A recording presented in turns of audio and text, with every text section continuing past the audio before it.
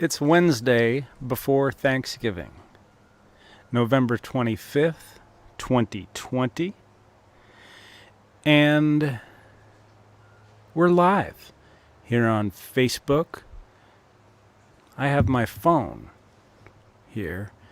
I'm about to do the things, one of the things that would be fantastic if you would do if you're watching right now. What I'm going to do right now, as we hit this little stream, is I am going to share this stream for my friends. And just say something as simple as live now. Simple, straightforward, chill. Let's see. I think I just did it. If you want to share this with your friends, well, I would have no problem with that whatsoever. Indeed, it might not be a bad thing for you to do. Hey, Ann. Hello, Jim Carroll.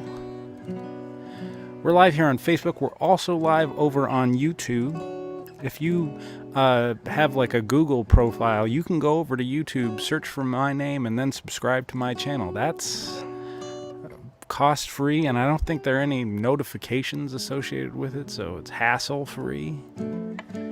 So you can do that. If you're here, drop a quick hello in the comments. So I know you're here. That's helpful. This is the weekly live stream. And it's a pleasure to be here with y'all. We're at the day before Thanksgiving, and I associate Thanksgiving with family.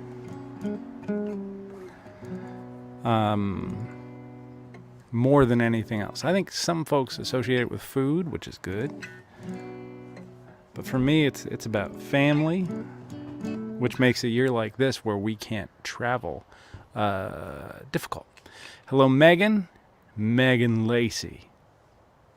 Larry Looney, hello. Megan Lacey, y'all, is going to be soon releasing some music. If you want to be informed about that, search for Megan Lacey Music on Facebook and then like her page. You may not have ever heard Megan,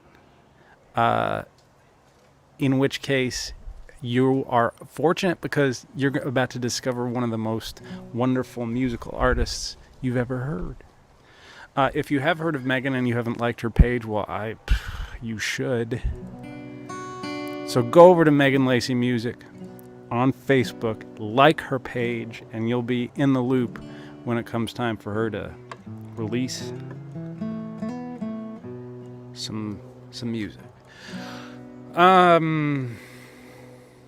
It's 12:02 now. I think I can start. Again, the theme here. Hi, Eric.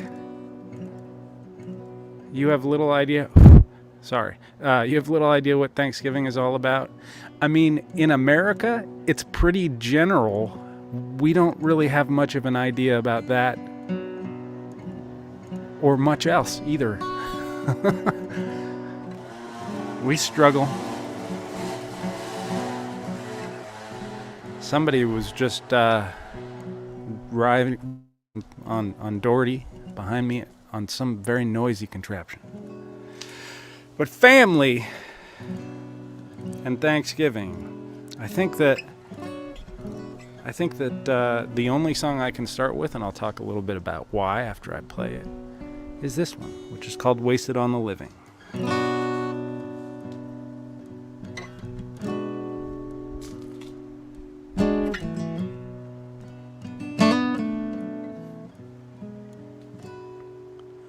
I was but a cub reporter all those years ago, working at the Chronicle Observer. And Lester Perkins was on trial and the prosecutor said that Lester had killed his wife and her lover.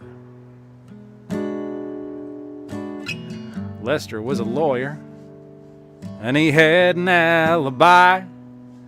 He said he'd been away at a conference of the bar. But the DA found a waitress, and she worked just outside of town. She said she'd served him a cup of coffee the night the couple been struck down. Well, they say life is wasted on the living. They say true love never fades. A burnt up cup of bitter midnight coffee and a debt that'll never be repaid.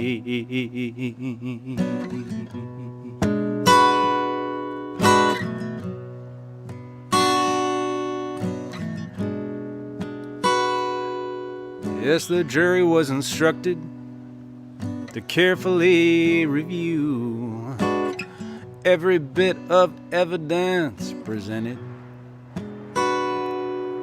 They were out for 40 minutes. Yeah, that was all it took to send Lester away to San Quentin.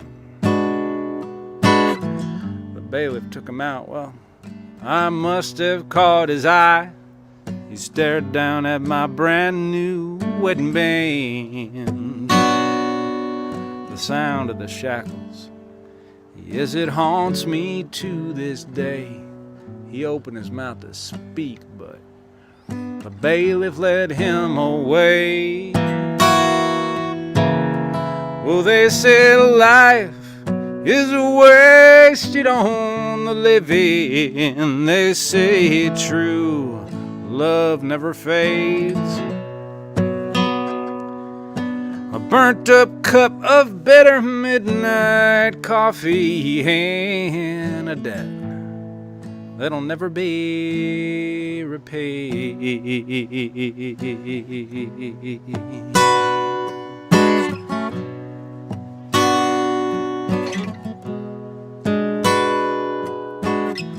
36 years later, I got kids and they're all grown. Grandbabies are bouncing on my knee.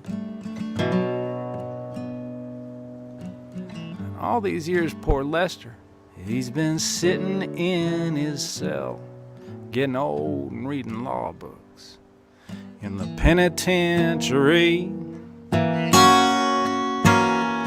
Well, they say life is wasted on the living. They say true love never fades.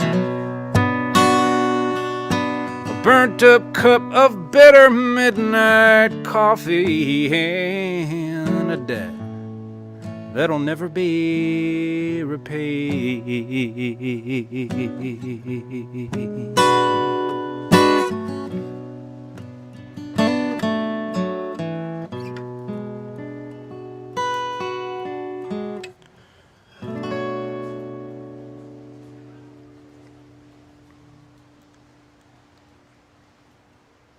That song is called Wasted on the Living. It's nice to see all of you here. My mom just checked in. Crystal Casey Moore, brilliant Crystal Casey Moore, the kind, wonderful Crystal Casey Moore is here. It's November 25th, and the sun is right about there. We've tracked it over the last several months from up there down to there.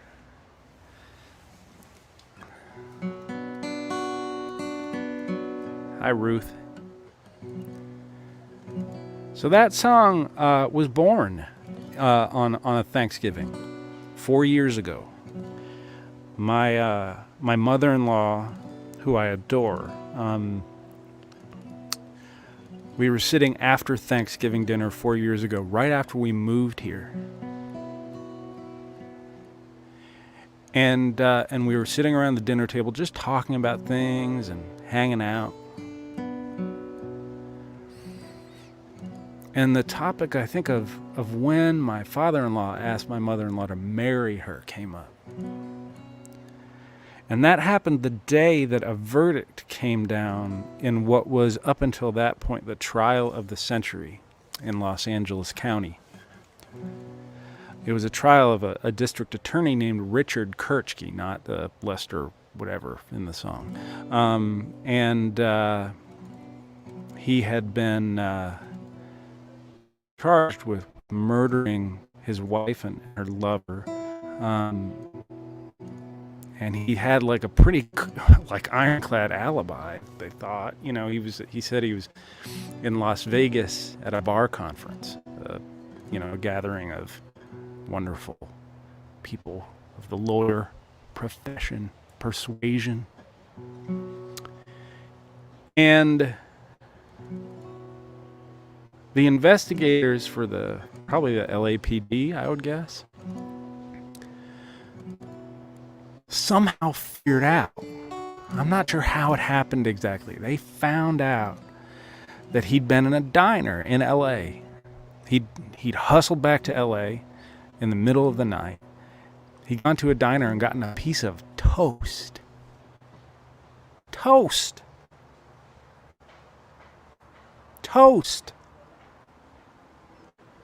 And the waitress remembered him, and that testimony was enough to convict him to death, actually. Now, he got the death sentence overturned on appeal to life. And so we were sitting there. My mother-in-law covered that trial for KFWB in Los Angeles, which I believe still exists and still is an all-news station. And so she was sitting there at Thanksgiving with all of us around her, both of her daughters, her grandchildren. And that was, the Kirchke trial was just about 40 years ago. Hey, Charlie. And what she said was, I think about that, because the verdict came down the day that Lon, her husband, my father-in-law, asked for her hand. I think about that because she spent these 40 years living a life, a full life with kids and grandkids and experiences. And all that time, Richard Kirchke's just been sitting in his cell. And she said that. And I said to her, and I say this sometimes to folks, you maybe have been there with me. It's very, very rare that I say it. But I said to her, Carol, that's a song.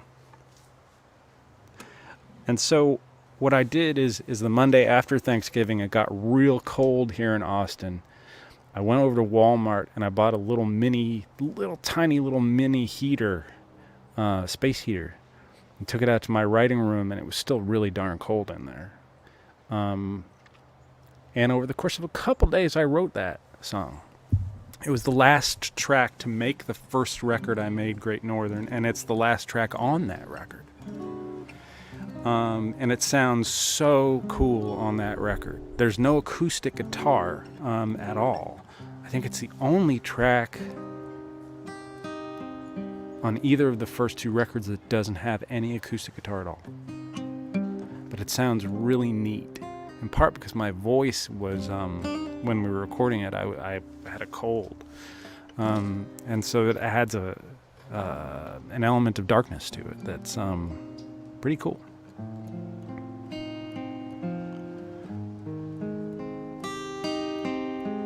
So family, Thanksgiving. I'm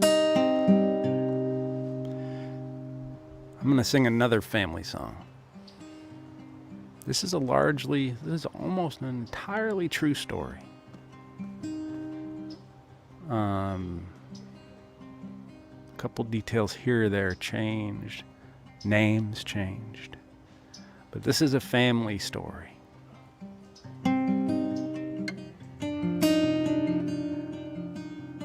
this hasn't made a record yet. It's called Cheryl.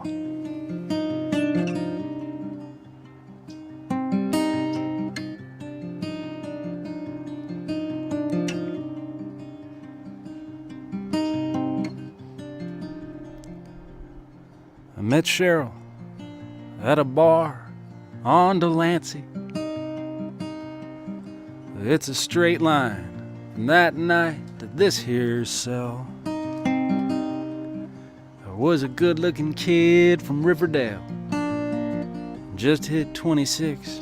I had a job at a private bank, paid me pretty well. Oh, but she looked just like she'd stepped out of a movie by Louis Malle or Jean-Luc Godard. And she smiled when I asked her for a number. She said, "Here it is, just don't break my heart."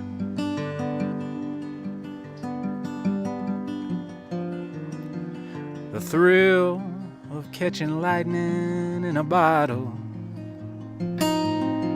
ends in ashes and a black mark on the ground.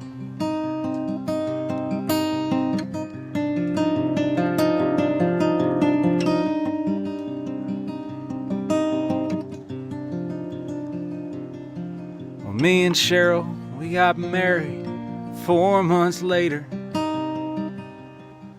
My mom and dad were not exactly pleased. You see, Cheryl was connected to the outfit in Chicago. Well, I wasn't sure how. Didn't much matter to me. We bought a big old house and moved on up to Westport. And Cheryl hired a maid from Cartagena. And my job at the bank, it kept me busy. And Cheryl kept busy moving Lupe's cocaine.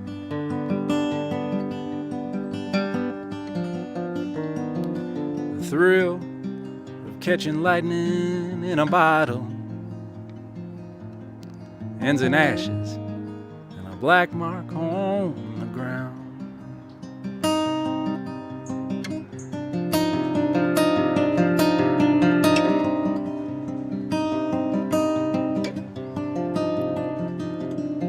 Well, there are certain things you'll always remember,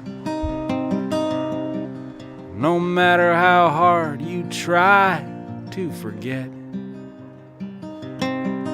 For me, it's the call from Detective White in Westport, telling me that Cheryl and Lupe had been shot dead. And in spite of Lupe's cartel connections and the outfit's concern for just what Cheryl knew, well, they brought me up on a charge of double murder, and they're holding me until the trial's through.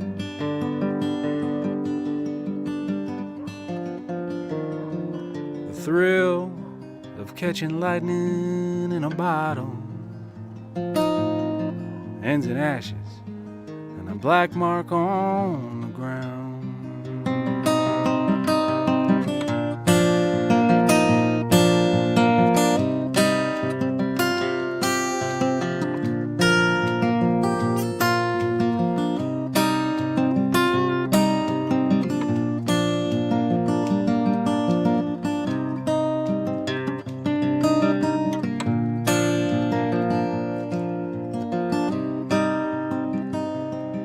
Well, I doubt I can make it here much longer.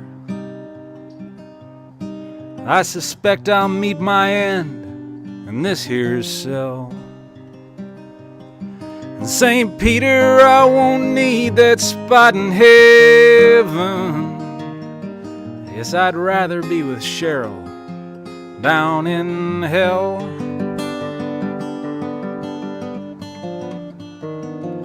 The thrill of catching lightning in a bottle ends in ashes and a black mark on the ground.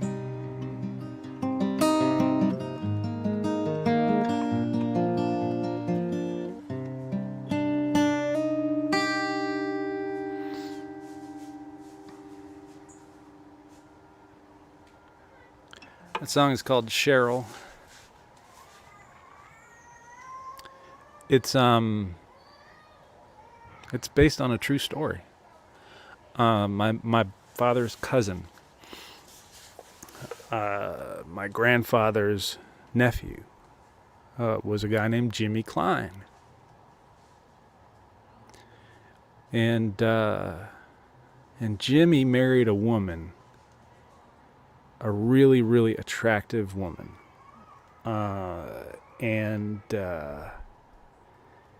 and she had been the mistress of the general counsel to the mafia in Chicago, which is called the Outfit. I don't know why, but it is. I can't remember what Jimmy did for actual work, so I made that part up. So Jimmy married this woman, Kim Klein was her name. They lived in Greenwich, Connecticut. And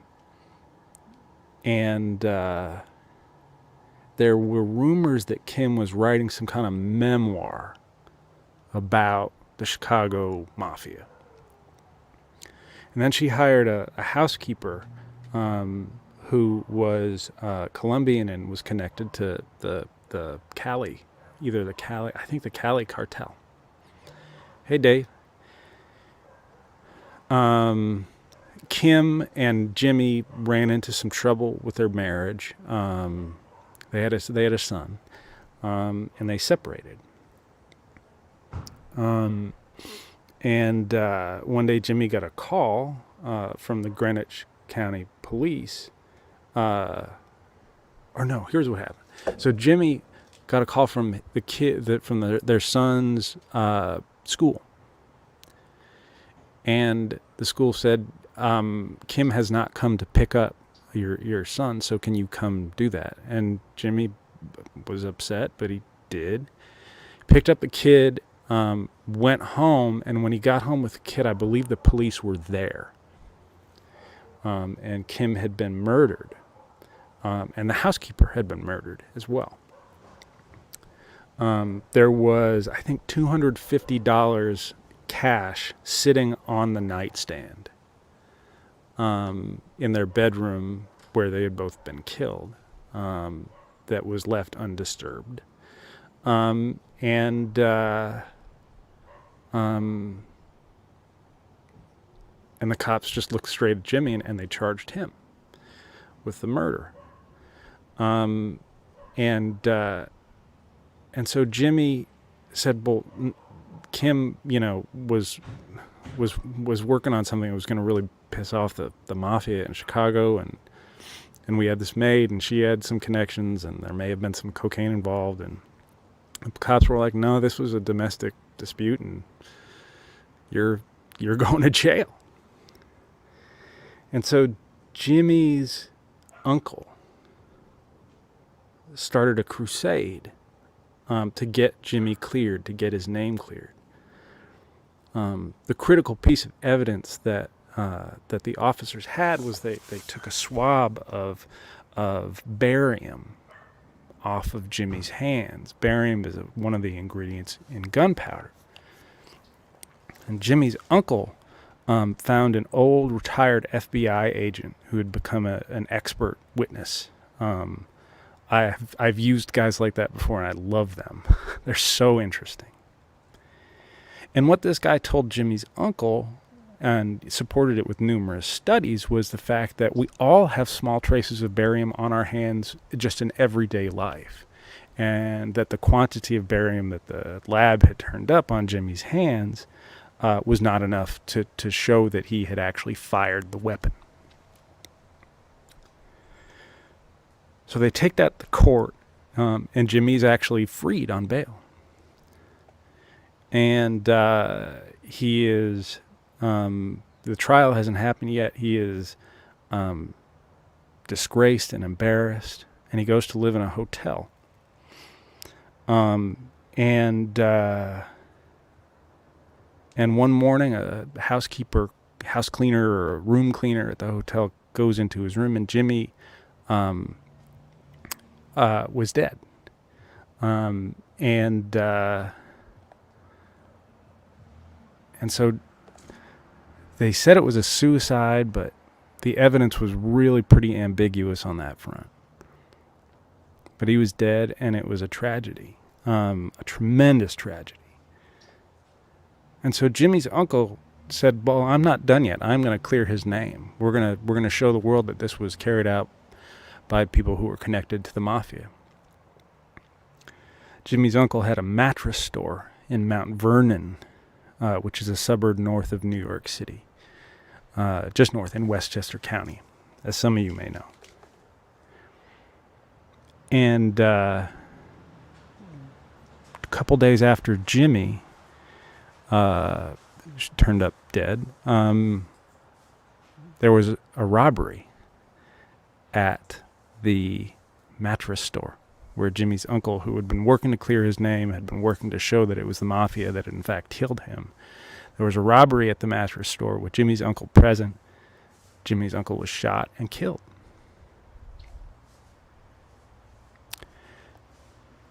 And so that's how that story develops. There are other parts of it too that are almost as amazing. But yeah, and so I don't know. I'm not quite sure when it occurred to me to write that. But I did earlier this year. It was I wrote it in quarantine, and I'm pretty happy with it. And if you know me, you know I don't tend to say that about songs very much. There's a really good, so I don't know if it still exists, but there's kind of a Texas Monthly equivalent kind of magazine in Connecticut. And if you look up Jimmy Klein and Kim Klein, there's a very long article about the murder and about the whole situation that provided me with some source material for that tune. And so you can read it, and you'll become, it gets even crazier. But songs can only be so long. This isn't really a family song. This isn't really a Thanksgiving song, but it's a song that I wrote at this time of year, again, just about 4 years ago.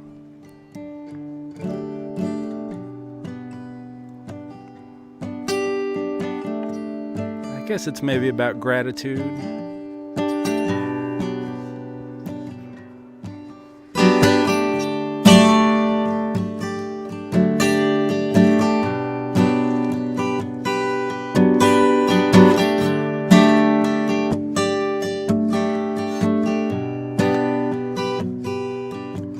I was sitting in an office at Peachtree and Pine on a Tuesday afternoon, and the doctor made a steeple with his fingers. It was 2 p.m. and he smelled like gin. He had a spot on his tie. His white coat was wrinkled. He said 8 months, maybe more if you linger. Yes, I sat there with my hands in my lap. He said, honey, I sure hope I didn't confuse you. I like to think I was somewhat matter of fact. I said, I guess I'll just go home to Andalusia.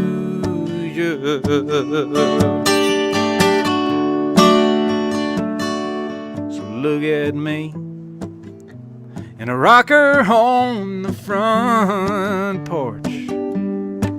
Well, the peacocks strut, holler in my ear. 10 years gone, Baldwin County, Georgia, and by the grace of God, I'm still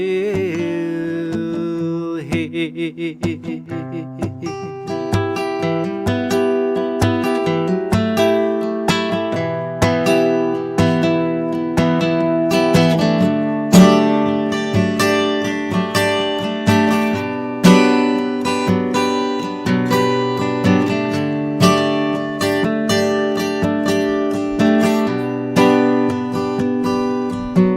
It's a white clapboard house out on 441, red clay rolling hills. Nothing gothic or grotesque, in my opinion. Yeah, the red bugs feast on my messed up blood. I got aluminum legs and horn-rimmed glasses, and I write for 3 hours every morning. Yes, I sit there with my hands in my lap,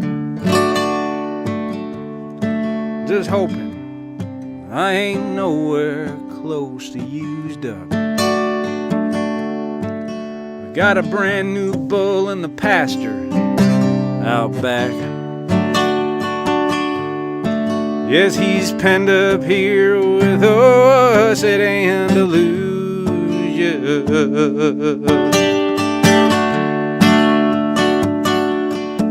At me and a rocker on the front porch. Well, the peacocks strut and holler in my ear. 10 years gone in Baldwin County, Georgia, and by the grace of God, I'm still here.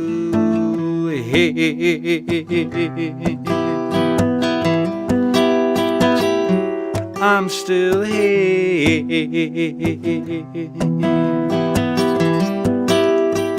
I'm still here.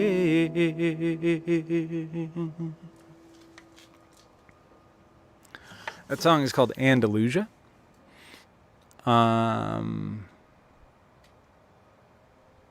Yeah, that song's called Andalusia. It's on the second record, Tex, and it's about Flannery O'Connor, a great short story writer, and it's a lot of facts drawn from her life. So that's that song. We are at 12:31 on November 25th. Tomorrow is Thanksgiving. We'll be here for the rest of the hour, just playing tune after tune. I'm going to try to sort of focus my tunes on family things a little bit, because Thanksgiving is about family. And you know, if you have listened to me, that my particular family angles tend to be a little bit darker in the songwriting context, which is very odd given that my family life itself is pretty awesome. So there's that.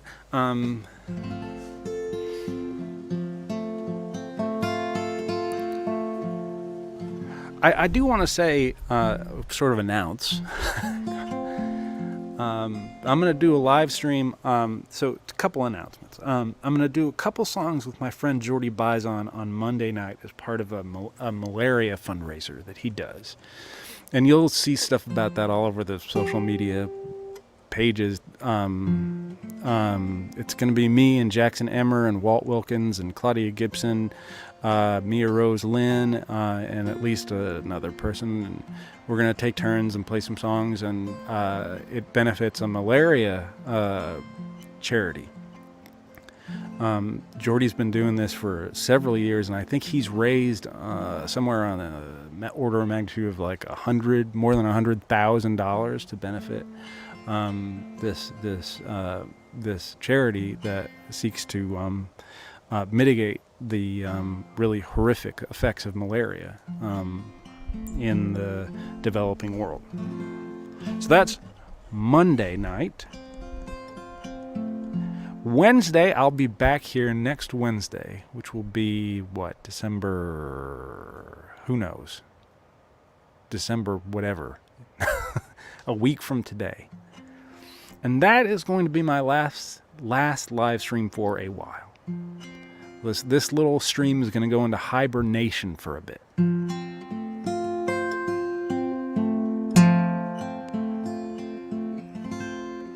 And when the spring rolls around, which it will,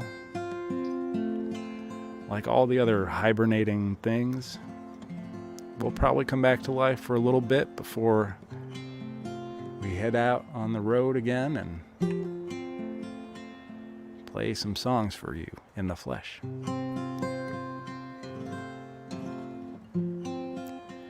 I'm not sure if Eric and Yolanda are still with us, watching from the Netherlands, but Eric, I know you like the song, and it's a family song, and tomorrow's Thanksgiving, so let's do it.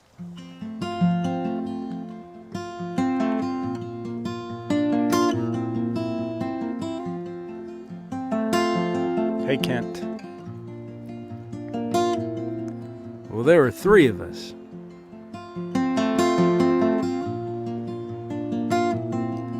I'm the only one left. Yes, it's monotonous.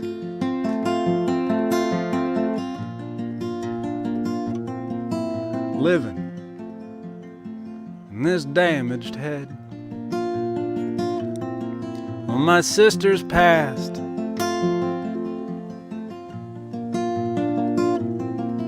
Away before me. We bickered to the last.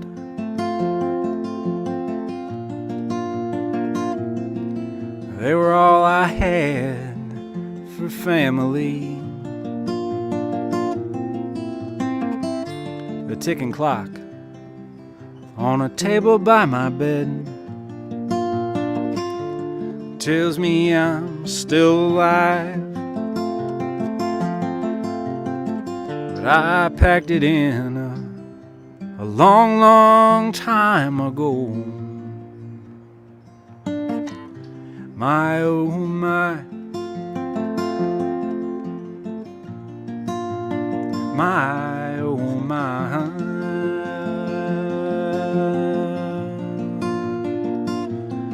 Well, this nursing home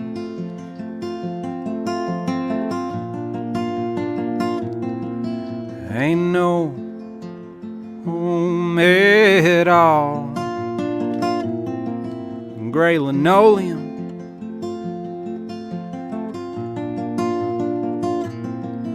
and dull green paint on the walls.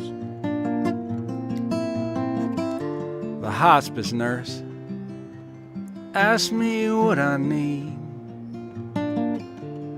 I just tell her I'm fine. She brings me chocolates and chicken lo mein. My, oh my, my, oh my.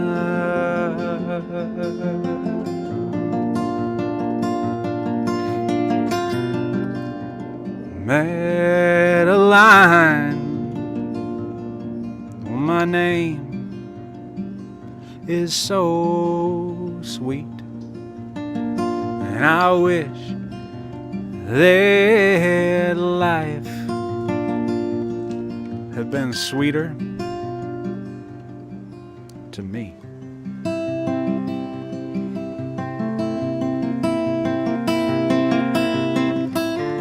Busted dreams all scattered across the years. This one won't be denied. I ain't asking for money, love, or looks. All I want is to die my, oh my.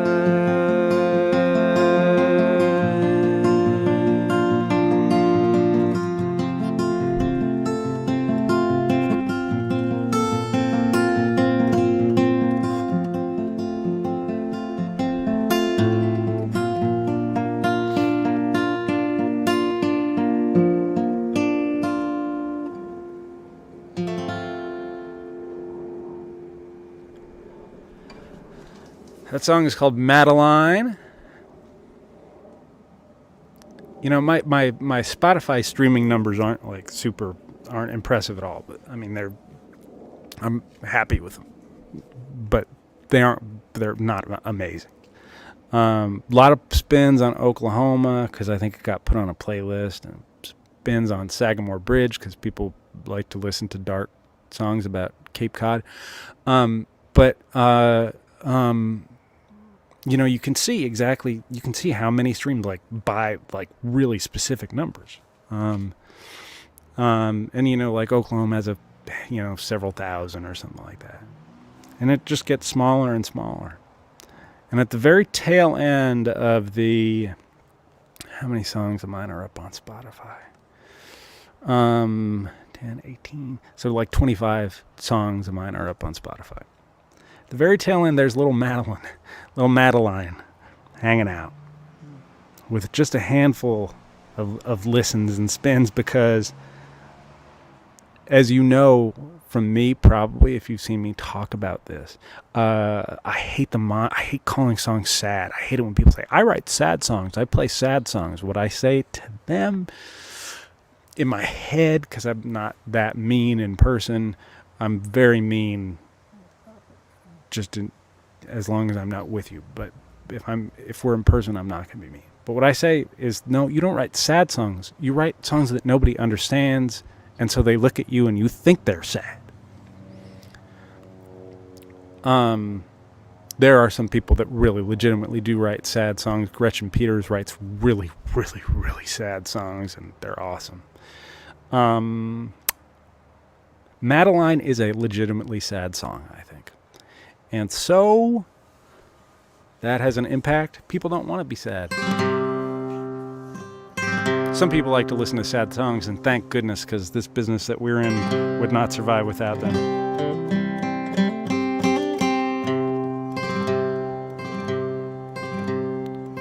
Let's keep the upbeat theme. Robert Cook. Hello, Mr. Rob Cook. A man who, without his kind of inspiration and his enthusiasm for the playing of the guitar, I don't know if I'd really be doing this. He rekindled that in me when we got to know each other.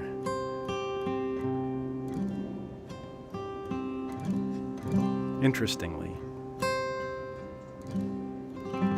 The name of that song was Madeline. I think that was the one I just played. The song before that was Andalusia.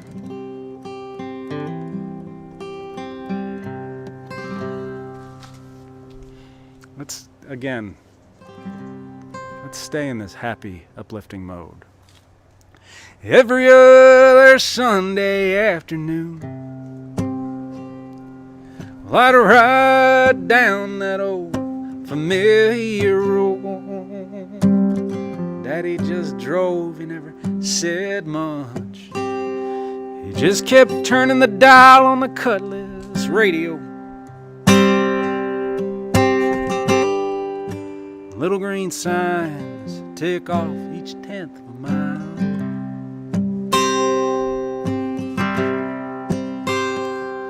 And I practice feeling nothing and work to keep the tears out of my eyes. Every other Sunday,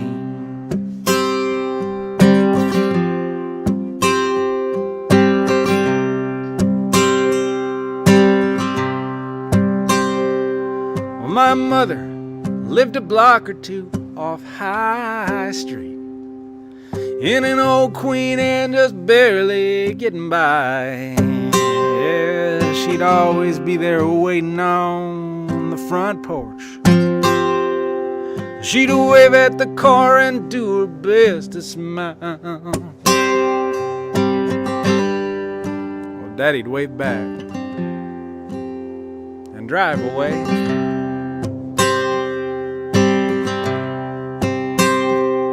And I wondered if she ever would have liked for him to stay. Every other Sunday.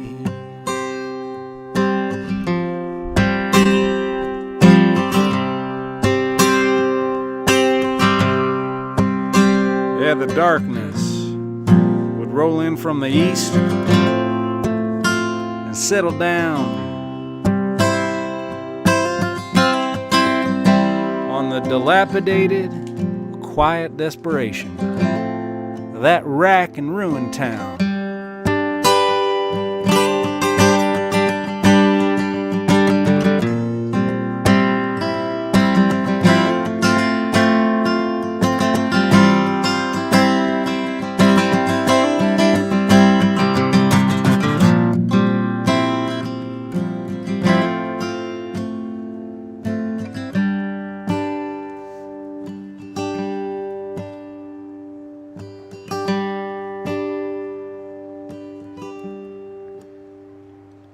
We'd eat dinner, make small talk, just us two. And I'd flip on that old black and white TV set while Mom would sit in the kitchen with the lights off, drink a can of beer and smoke a cigarette. At 9 she'd take a shower. She'd kiss me goodnight.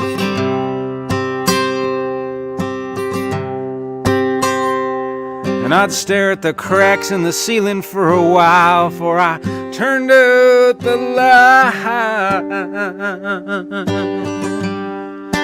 Every other Sunday. Every other Sunday. Every other Sunday.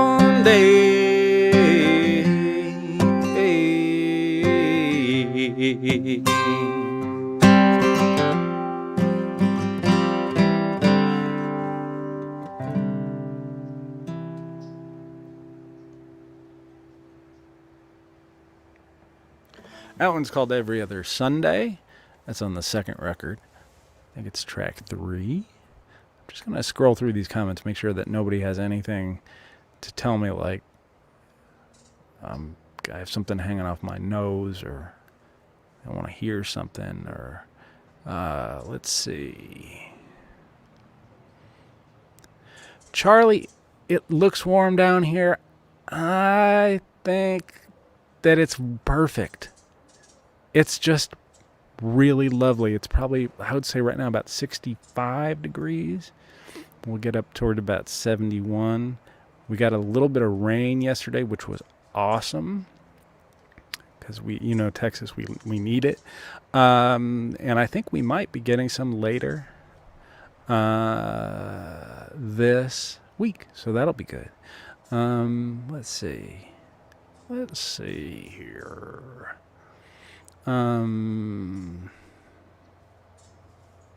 Let's see. I'm just looking at comments. If you're like, what's he doing? You're tuning in. You're like, I want to listen to songs. And he's just sitting there staring off into space in a stupid and strange way. I'm scrolling through comments just to make sure there isn't something that I am missing. It sounds like just like a TC song to me. TC. If anybody knows TC, it's somebody I have to know, right? TC, what is it? If you know who Charlie's talking about when he says it sounds like a TC song to me, please let me know. Let's see here. Yes, Crystal.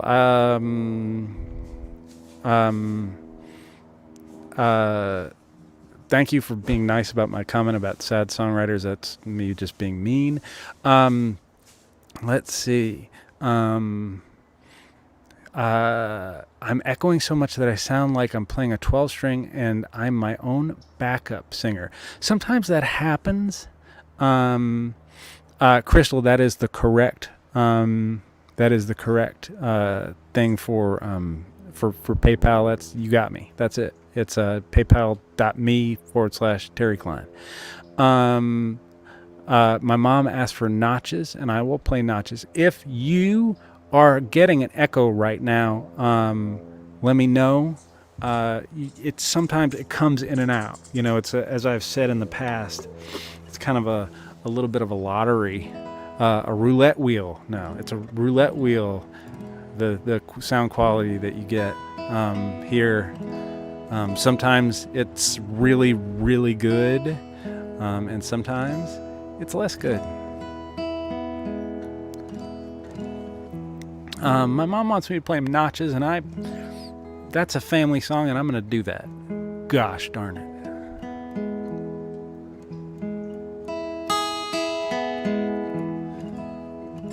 But I do want to know if somebody else is hearing that echo or something like that. Let me know. There shouldn't be an echo. Okay, my mom says no echo for me.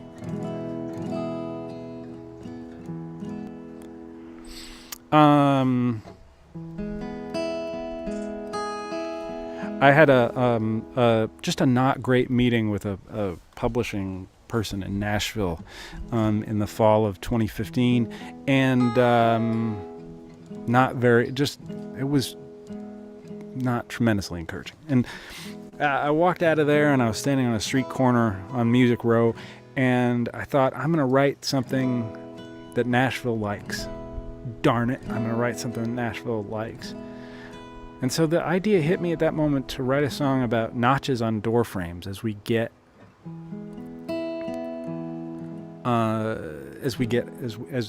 our kids grow. And I sat on it for a little bit, and then I came down here to Texas for a writing retreat. We lived in Boston at the time, and wrote this really fast. And it was fun with my friend Victor Camozzi, who's a great singer and songwriter. He had a record come out, I think, just about a year ago, maybe a little bit less. But yeah, this song is called Notches.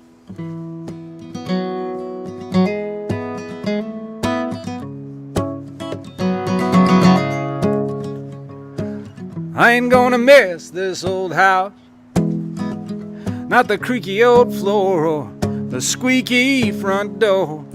Let's go through it one last time, down the drafty old hall to the kitchen that's too small. Was standing by the back door, I can't bear to leave. These notches on the door frame are family history. 2 feet up, that's the day she started to walk. Another inch up, that's the day she started to talk. Funny how the little things echo in our hearts and minds, that we can leave this house, but I can't leave these notches behind.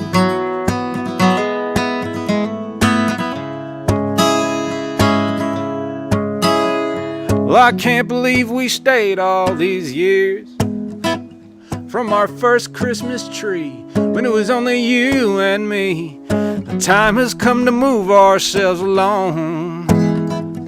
Tiny handprints on the wall, how did it ever hold us all? Yeah, standing by the back door, I can't bear to leave. These notches on the door frame, they're all I can see. 3 feet up, lost her 2 front teeth. Another inch up, rode a bike and skinned her knee. Funny how the little things echo in our hearts and minds, that we can leave this house, but I can't leave these notches behind.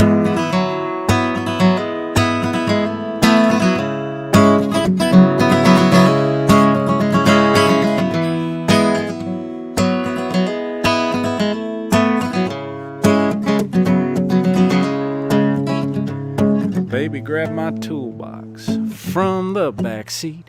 Well, I swear that I let go once I pry these memories free. 4 feet up, that little boy broke her heart. 2 inches later, we made a brand new start. But funny how the little things echo in our hearts and minds. That we gon' leave this house, but I won't leave these night chairs behind.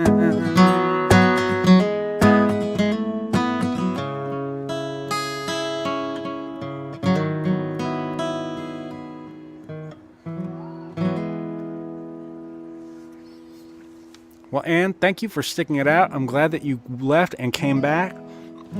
And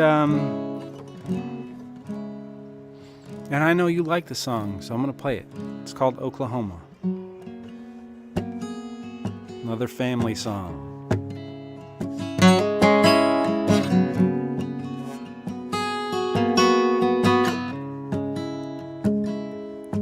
I buy a 6-pack of beer east of Chakota at a truck stop, and I get back on to the road. I drink one after the next, and I admire that prairie sunset, and I hope I-40 carries me back home. Well, my sister said that Dad could use a visit. I said I don't know what good that would do. See, I've been drinking and depressed and kinda useless. She said it might not be a bad thing for you to.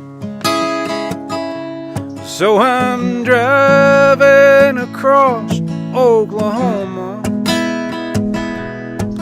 doing all I can to stand my own leg. I should have turned around back in Arkansas, but I got my mother's blood in my veins. Oh, oh.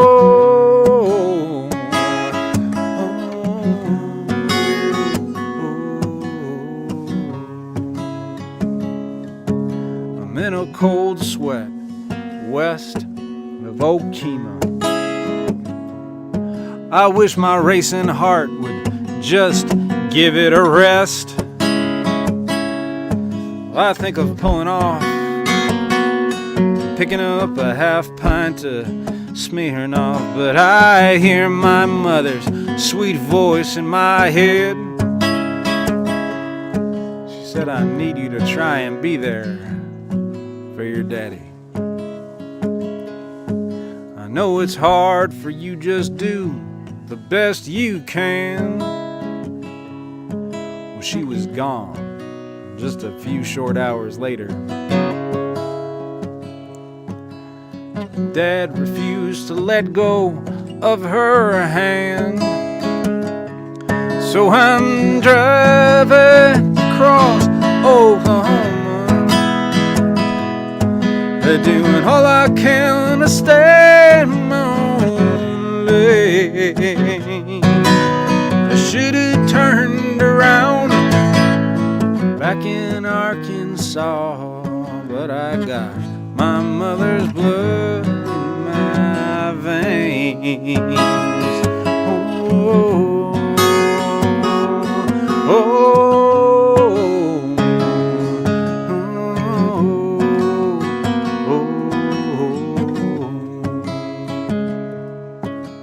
My first time at the house since the reception.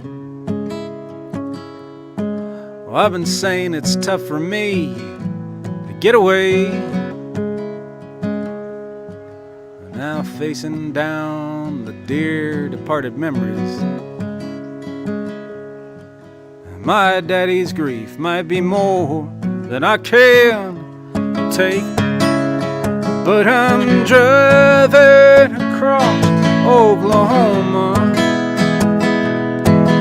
doing all I can to stand my own leg. I should have turned around around back in Arkansas, but I got my mother's blood in my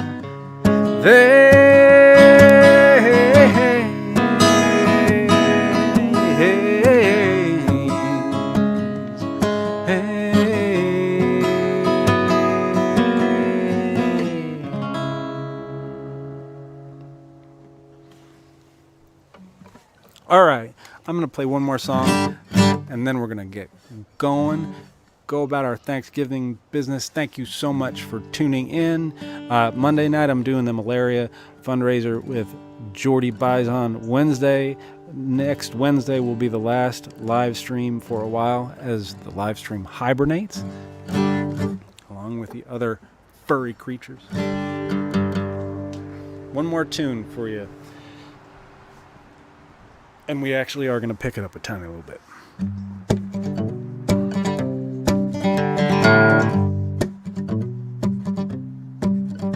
Well, Grandma June and Grandpa Joe lived up in Dutchess County.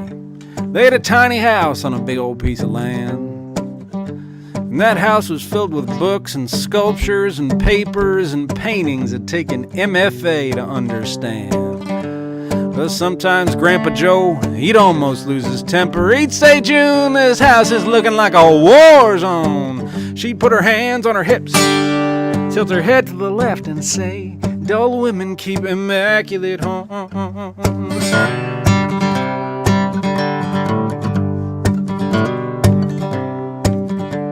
Well, Grandpa Joe passed, and oh, how she missed him. That tiny house became a shrine to their love. And then she started adopting dogs and cats and hamsters. They kept her company along with the good Lord up above. But Daddy didn't like it, not for one single second. He said, Mama, what on earth is going on? She put her hands on her hips, tilted her head to the left and said, dull women keep immaculate homes. And she said, oh, I've been so blessed. Yeah, there's joy in this life, and you can find it if you're willing to make a mess.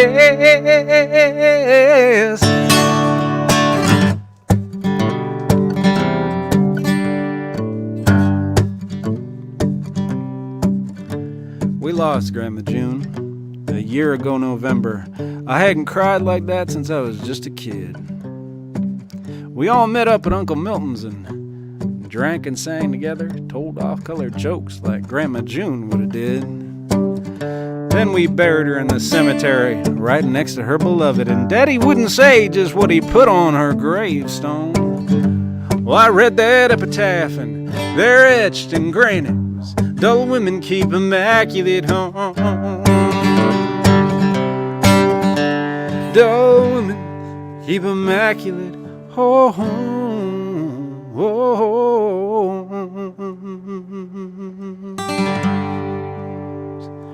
All right. Happy Thanksgiving, y'all. Happy Thanksgiving. Be safe.